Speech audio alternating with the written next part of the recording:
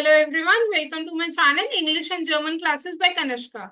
So today's topic is Centaurus 1, fiction, a play in the book My English Folder Course Book 6. This is for class 6 by Oxford University Press. I hope you have the book now, and if you have it already, let's start.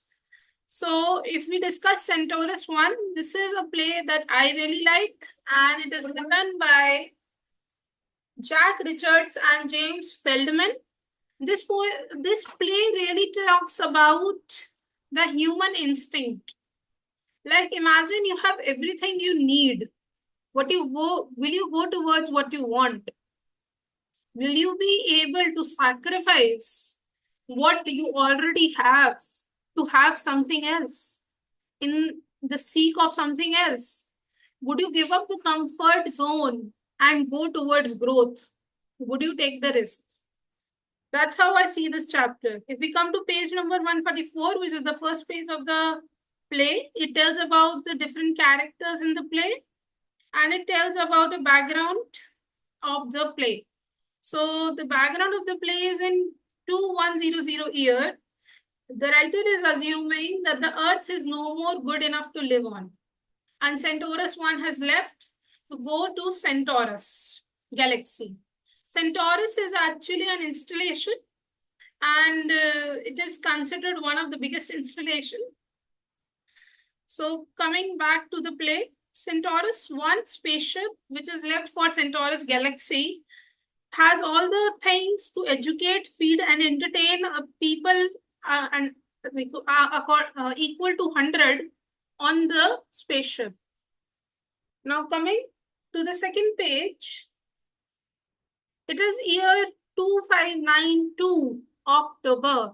So you can calculate that they have lived for 492 years on the spaceship. If you have lived somewhere for 492, it's not you, it's your generations that have lived there. So even if you lived for 80 years each, there are 4 or 5 generations that has already lived into this spaceship of yours. And so you can realize people who left the earth to go to Centaurus 1, Centaurus galaxy by Centaurus 1, knew that they will not be able to enjoy to go to the Centaurus galaxy where life might be there.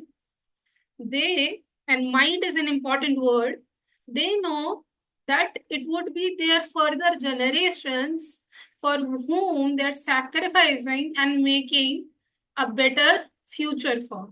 What are they sacrificing? A comfortable life which they could have on earth. They could have made amendments on earth only to have a better life. Okay. But they felt it's not good enough anymore, and they went into a spaceship and see, our life on earth is comfortable and uncomfortable both. There are certain things we have, there are certain things we don't. But on a spaceship, imagine living on a spaceship in a controlled space altogether. Imagine that you will no more have a free land to roam around. So there are a lot of luxuries they're giving up also in this whole thing. There are sacrifices that are being made. So they made sacrifices for their future generation to have a better future. Now what is happening that there is going on a debate. The crew members do not believe in that mission as much they used to, because it's been 492 years. Who remembers the mission? Who wants the mission anymore? It's about why to give up this spaceship and a comfortable life. So there are two groups of people. A, that are very determined that we should do what our ancestors are telling. And B, the group of people, the set of people who are saying why to give up what we already have to in seek of something better. What if the seek of something better is actually worse? Now they might seem realist, cynicist, or people who have the right choice in life. But doesn't believers really make the history and the futures of other people's life? So in the second page, the PNR point is being talked about, point of no return. After the next day is 2 o'clock in the afternoon, 1000 hours, they will not be able to return on Earth by that spaceship.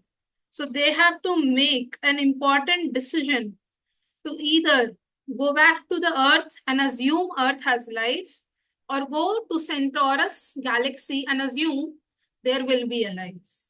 In both the cases, there is an assumption. But the realist and the cynicist people think, hey, if we had a life in past, why won't we have a life in future there also? Now that is the point of our nervous system. It is said that a nervous system would always go to a familiar hell rather than a brighter future. You would always go to that friend who criticizes you but helped you somewhere. Always demeans you, demoralizes you, rather than a new person who's absolute stranger, because you don't know the limitation of the other person. You don't know what the other person might do to you. But this person might just demean you and then help you. So you don't have a problem with that. This is a familiar hell, but that's a unknown future, uncertainty is there. So we are more afraid of uncertainty than something bad is already which is happening to us, which is being highlighted here. They are telling why they cannot go also after the 1000 hours, because the gravitational pull of the Centaurus galaxy is so high that the spaceship cannot fight against it and go back to the Earth's side. And they're afraid of their captain, that their captain will not agree that they should go back to the Earth, as the captain is the believer of the ancestors' mission. But there is a person named there is a person named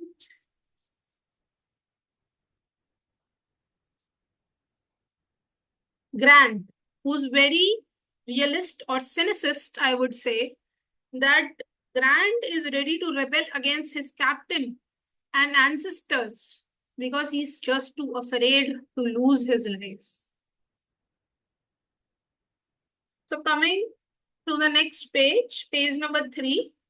Here, uh, uh, Captain gathers everybody down and plays a tape recording from the ancestors in a gadget, and the ancestors are telling how Earth is not the way to go and it's not comfortable.